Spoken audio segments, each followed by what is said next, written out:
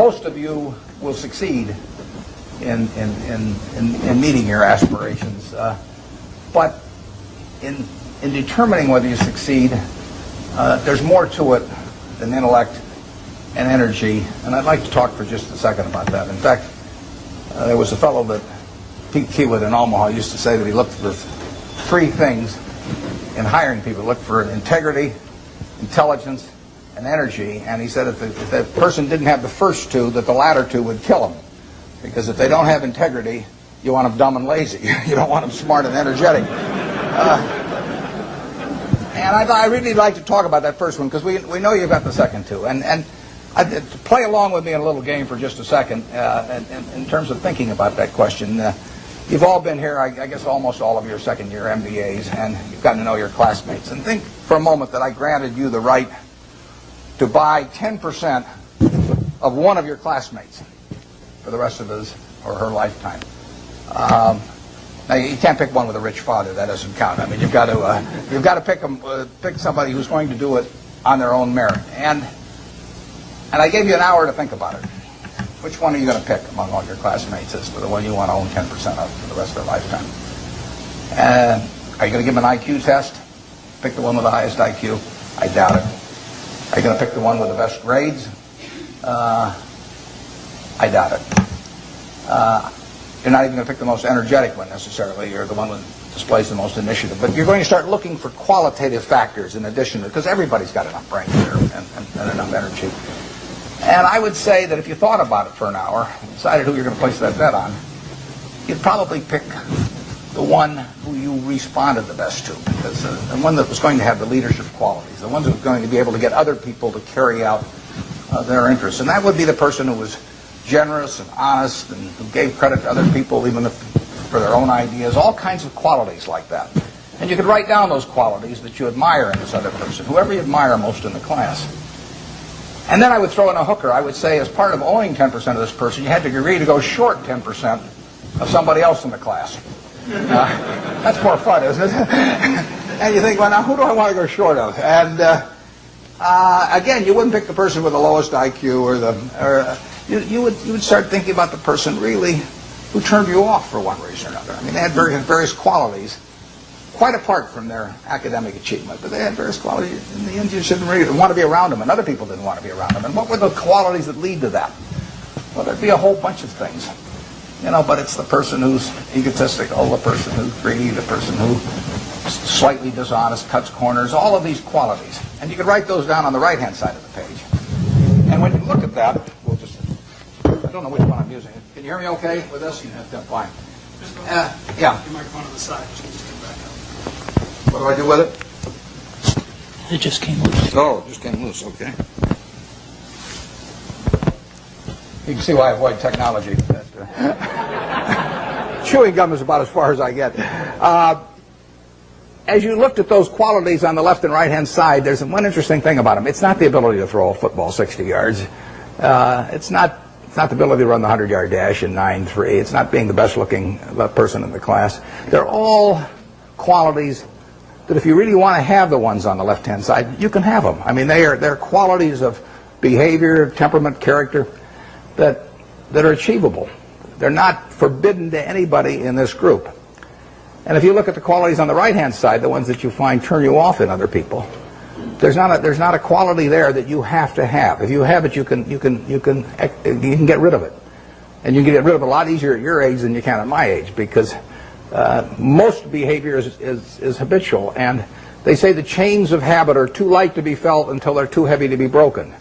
And there's no question about it. I see people with these self-destructive behavior patterns at my age or even 10 or 20 years younger, and they really are entrapped by them. They go around and they do things that turn off other people right and left, and they don't need to be that way, but by a certain point they get so they can hardly change it. But at your age, you can have any habits, any patterns of behavior that you wish.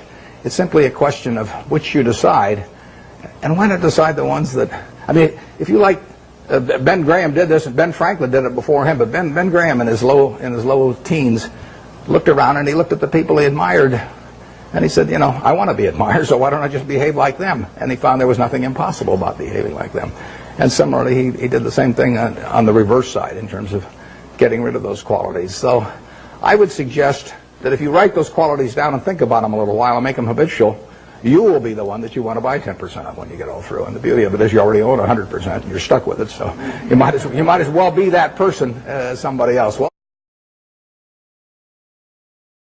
look, I think the most important thing about running a company is to remember all the time what a company is. A company is simply a group of people, and as a leader of people, you have to be a great listener, you have to be a great motivator, you have to be very good at praising and looking for the best in people. People are no different from flowers. If you water flowers, they flourish. If you praise people, they flourish, and that's a critical attribute of Virgin does work very well without me. I mean, I use myself to build the brand, to build the sort of 300 or 400 companies around the world. But I also learnt the art of delegation. I have a fantastic team of people who run the Virgin companies, give them a lot of freedom to run the companies as if they were their own companies, give them the freedom to make mistakes. And the Virgin brand is now maybe one of the top 20 brands in the world, well respected. And when my balloon bursts, Virgin will continue to flourish. Maybe I add the icing on the cake on occasions. Maybe they'll have to spend a bit more money on marketing, but fortunately, Virgin is in a state where it can live on healthily without me.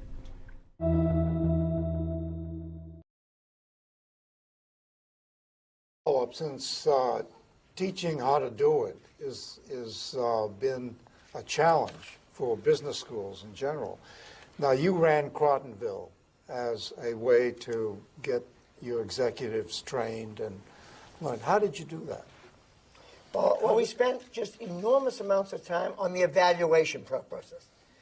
We didn't spend very much time on discounted rates of return because they're not worth anything anyway. You guys all know that. I mean, you put the residual value in, change the whole equation. If you want 15%, that's one number. If you want a higher number, just change the residual value. Okay? That's the game. So we didn't teach numbers. We taught how to evaluate people, how to deal with people who needed improvement.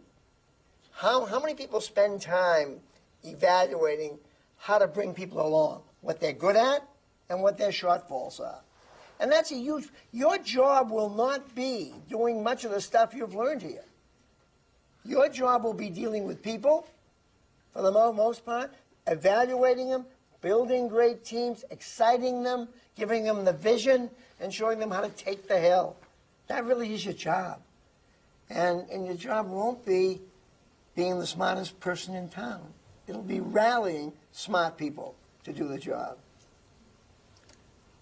You know, HR is, without question, one of the number one or number two most important functions in a company.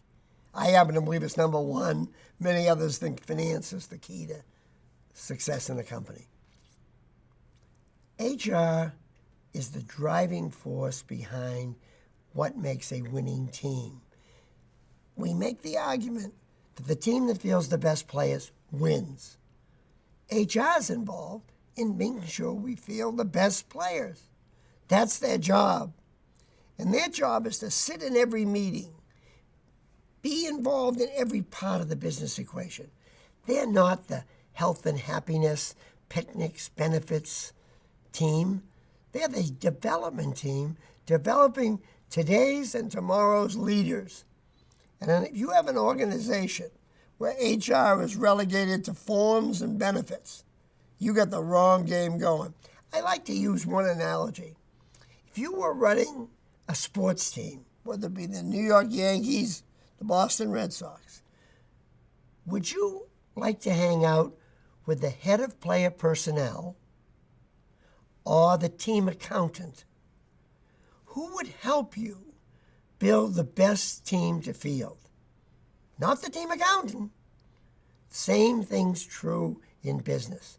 You get yourself a great HR person, preferably one with multi-skills in manufacturing perhaps before, or in sales, who happens to be a people person, who understands that the role of the HR leader is to be both pastor and parent. Pastor in keeping secrets, and parent in telling it straight. You get that person who loves to see people grow, and you've got yourself a winner.